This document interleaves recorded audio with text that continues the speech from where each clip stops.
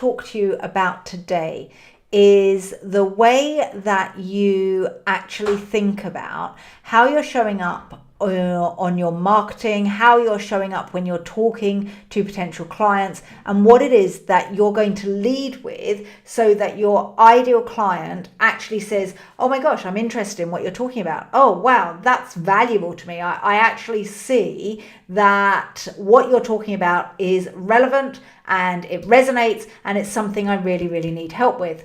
Now, I was on a call today with my Momentum clients. We have our Q&A call for Momentum at 10 o'clock on a Tuesday.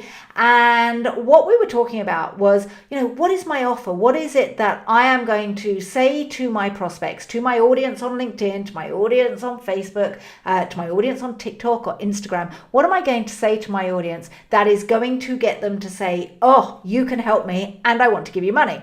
So I thought I'd quickly jump on today and share with you the process that I went through with Ben today. So what we have to get really clear on is what is it that your client wants to buy from you. So you can see in front of you, I've got a Google Doc here that I'm just going to talk through. And there is way too much friction for accountants and business advisors when it comes to the marketing message and the offer versus what your ideal client is happy to pay for. So we see a lot of the time that accountants and business advisors really struggle to get paid their value. And that is because your ideal client doesn't value what it is that you're talking about. Okay, so what we have to do, and I ran through this with Ben, what we have to do is get super clear what is valuable to your ideal client, and then what is it that we're going to offer them, because just because it's valuable to your ideal client doesn't necessarily mean it's the right thing for you to offer them. We have to work out the right thing for you too.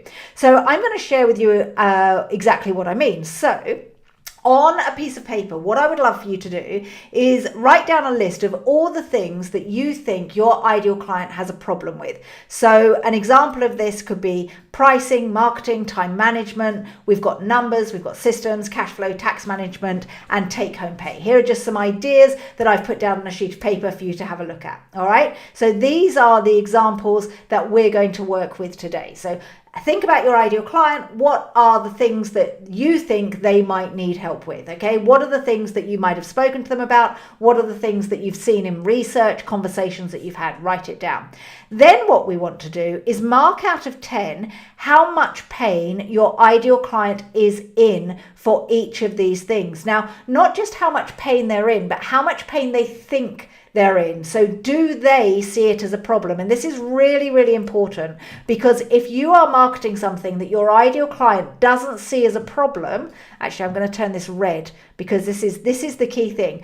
Does your ideal client see the following things as a problem? And these numbers aren't necessarily true that I've come up with. What we're doing is I'm giving you an example. This is for you to work out, okay? So an example could be pricing. Does your client think that pricing is a problem for them? Mark out of 10 whether or not they do. So pricing here, they don't actually see it as a problem. So we're just going to say, do you know what? That's not important to them. Even though you might see that the problem in their business is that they're not pricing properly, they don't see it. Therefore, you don't have any value when you start talking about it because they do not see it as a problem. Does that make sense? Comment in the chat box, hashtag live, hashtag replay, but let me know if that makes sense to you. If you market around pricing, but your ideal client doesn't see it as a problem, the content that you're sharing with them isn't valuable, okay? If your ideal client doesn't see pricing as a problem, then why share content around it, okay? Now, say, for example, your ideal client sees marketing as a problem, giving it an 8 out of 10. We then have to say, should we be talking about marketing? All right, because your ideal client sees that their biggest problem is they need help with marketing, or one of their biggest problems is they need help with marketing. Then we've got here time management. We've put 5 out of 10. Remember, these are just examples. These aren't fact, okay? 3 out of 10 for numbers. So say you are wanting to market your accounting work. You are wanting to say, I help you with your numbers. Does your ideal client see numbers as a problem? Okay. Then we've got things like systems and cash flow, tax management, take-home pay. I want you to write down a list of all the things that you think your ideal client has a problem with, and also get clear on how much they value those things.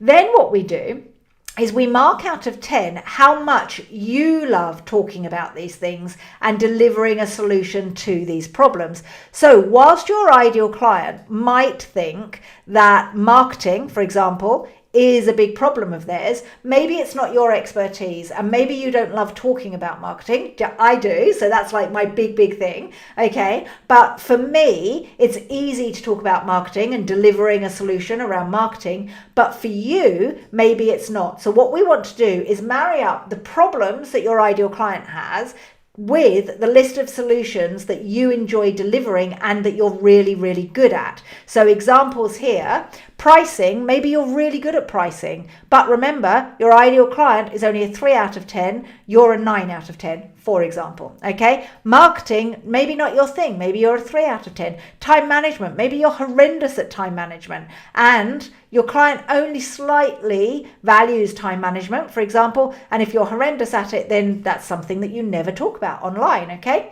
Numbers, you love numbers, and you love systems, and you love cash flow, and you love tax management, and you love talking about take-home pay. However, if you love numbers, systems, and cash flow, but your ideal client is not interested in numbers and systems, then don't talk about numbers and systems. Despite the fact that you love it, you either need to change your ideal client, so you need to find someone that is interested in those things, or you need to say, that's not what I lead with on the front with my marketing, okay? That might be what you help them with in the background once you've got them to buy from you, but what are the things that are standing out here if you were going to marry up the two things? So if we have a look here, tax management, they value that. That's a pain for them. Take home pay, 9 out of 10. That's a pain for them. Okay, marketing, but we know that marketing isn't your thing. And cash flow is kind of something that they understand. Let's marry those up with here. For example, you love talking about tax management and you love talking about take home pay. So this then means when you compare the two numbers and you see which marries up, you have a problem that your clients have, and you have something that you love delivering. So that is like a green light. That's, whoa, we found out that this is what the problems our ideal client has. This is what I love talking about. This is what I'm really good at. This is what my marketing should be centered around to actually resonate and be relevant to them. Okay, so when you're marketing, you need to be aware that what you think is important to your ideal client might not be what they think is important. But when you align these two things, you'll see that magic starts to happen and you'll have a clear offer that you can monetize. All right. So that's the process that you need to go through, just to give you a little bit of clarity around what is it that you are going to offer to your ideal client and what is it that your ideal client wants you to offer them. What is a pain that they think that they have? So let me know if this was useful. Comment in the chat box. This is a process that I would love for you to go through. If you're at all confused about why your marketing isn't resonating, so if you're like, hey, I'm showing up every single day, but it's not resonating and it's not relevant and nobody's commenting and nobody's reaching out to work with me, then this is the process that you need to go through. If you're talking about stuff that your clients really need help with, but you're hating the delivery and you're hating working in your business, then you need to go, do you know what? I need to find a different ideal client so I can talk about and help them with the things that I love. When you get what you love married with a problem that your ideal client has, and it's a true problem and a true solution that you're really good at, that's when you have something that will make you money, that you enjoy working with, that will give you the freedom that you want and create that business that you actually find quite easy, you live in flow, and it makes a very simple business model when you get clear on what your offer is. Hope this was useful. Let me know if you've got any takeaways. If you are watching this on YouTube, please like this video, comment on it, and subscribe. Hit the subscribe bell. If you're watching this on LinkedIn or Facebook or Twitter, then please comment and share the love. I'm happy to share all of these ideas with you. If you could do me the favor and share it with your audience as well, I would highly appreciate it. Have a great day, folks, and I will see you all very soon.